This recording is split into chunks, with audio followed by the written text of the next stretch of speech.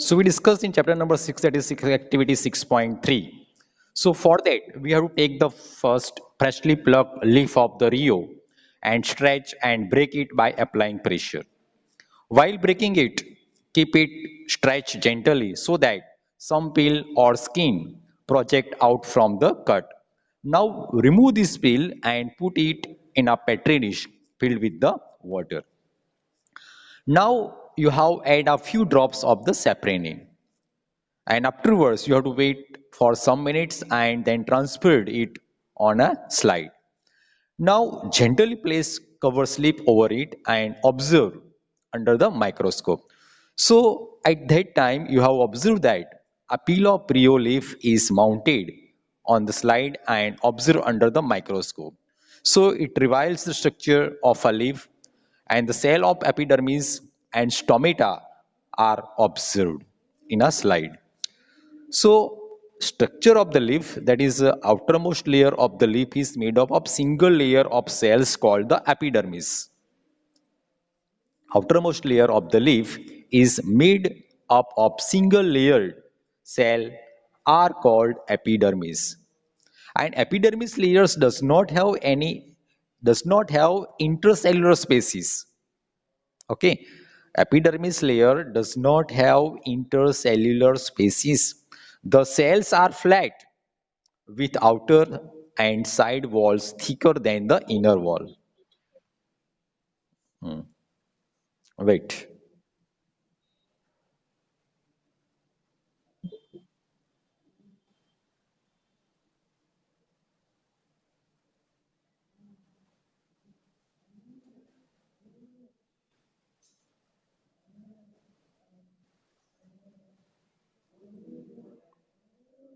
Now,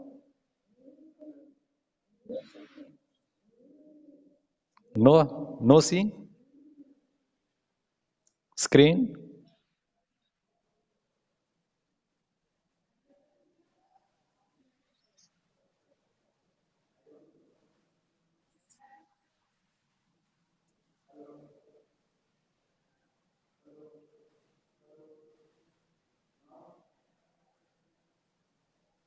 Now, okay.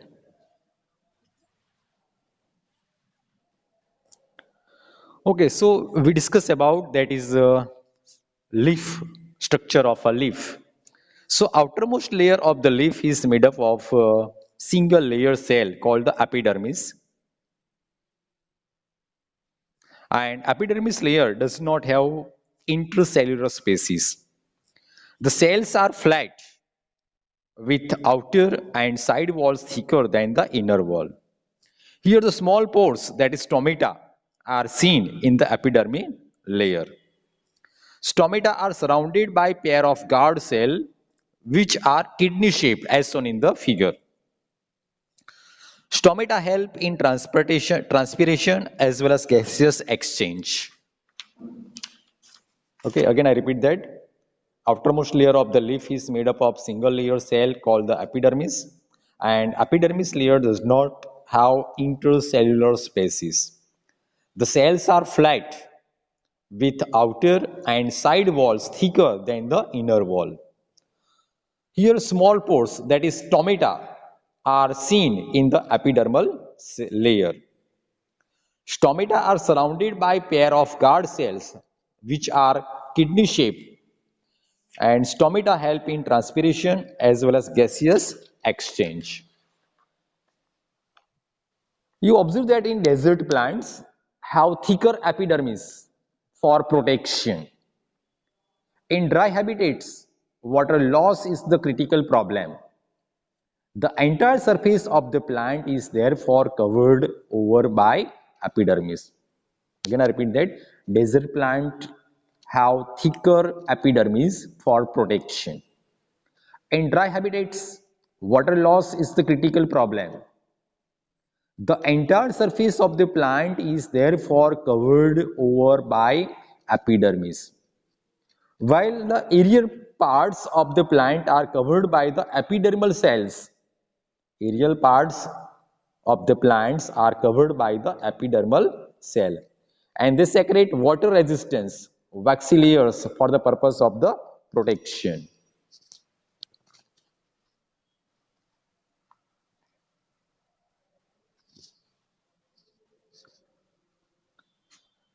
So here aerial parts of the plant are covered by the epidermal cells and they secrete water resistance waxy layer for the purpose of the protection.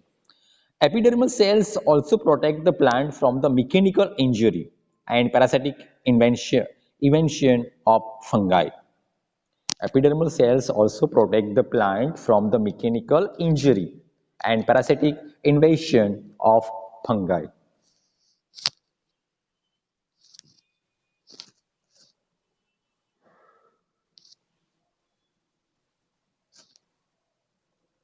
Now we have recalled which gas is required for the photosynthesis.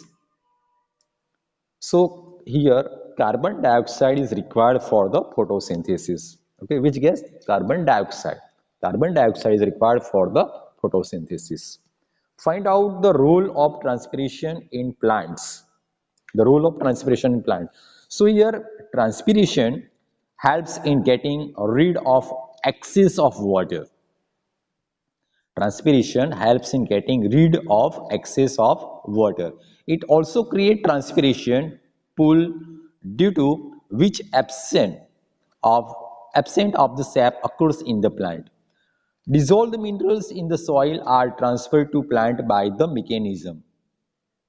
Only due to transpiration, substances are transported to all parts against the gravitational pull. Carbon dioxide necessary for the photosynthesis is taken in through the stomata. Okay.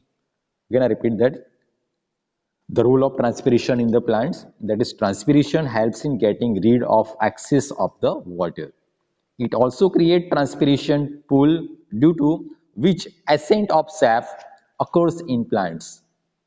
Dissolved minerals in the soil are transferred to plants by the mechanism.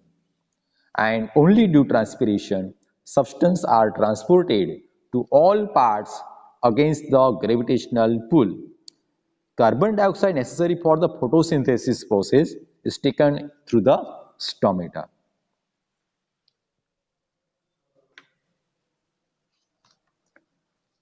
Here the epidermis cells of root, that is figure 6.6, we have to be observed that.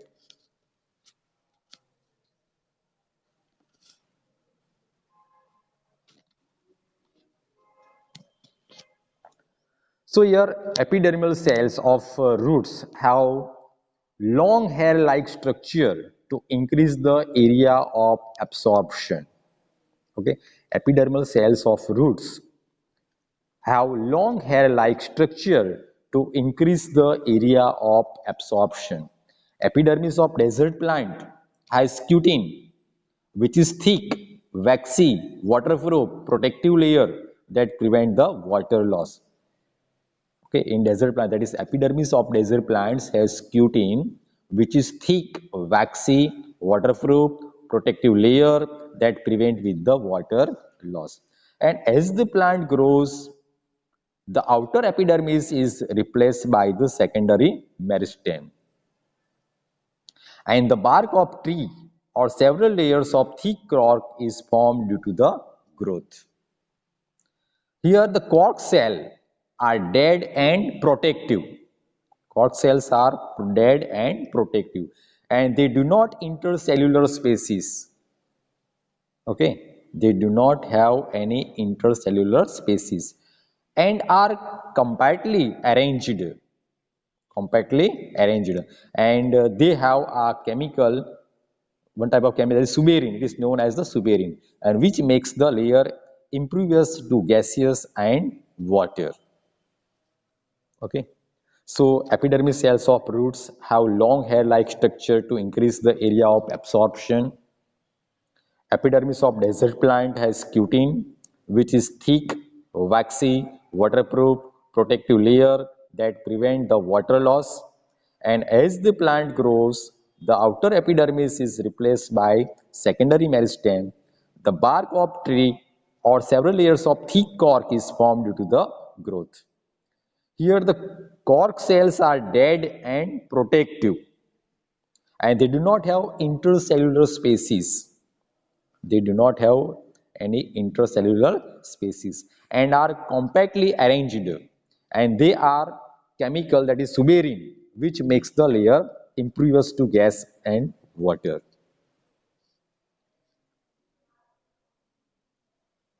Now we discuss that is complex permanent tissue.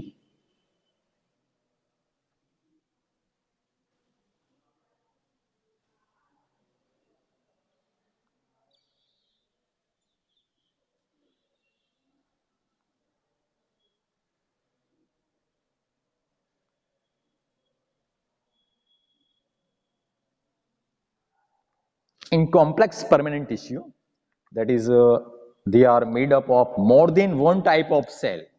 Complex permanent tissues are made of more than one type of cells, and they coordinate with each other and perform a specific function. Xylem and phloem. Xylem and phloem are the complex permanent tissue.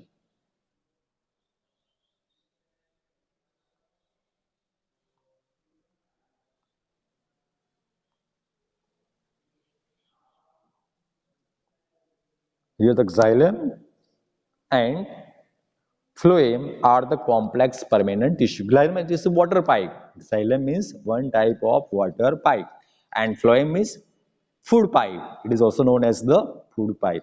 So xylem means water pipe, and phloem means food pipe.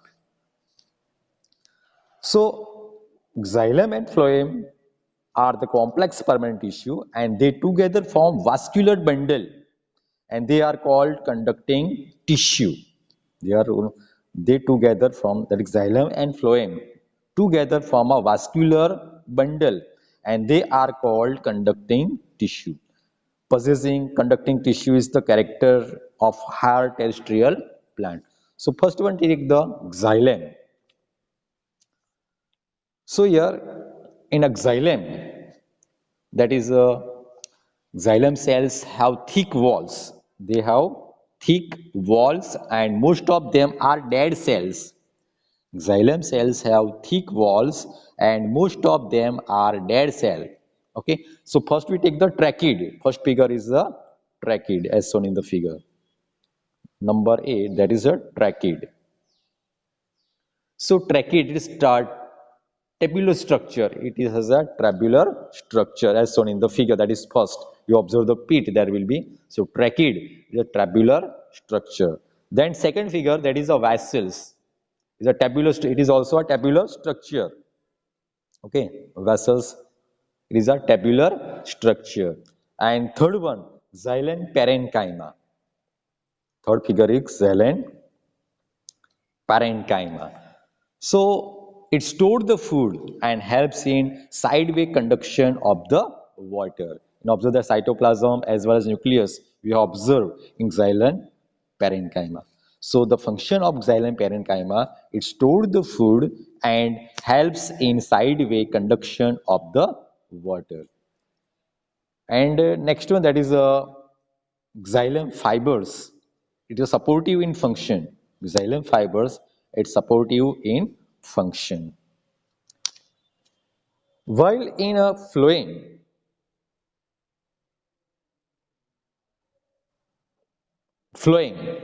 So phloem, it is the food pipe. It is one type of the food pipe.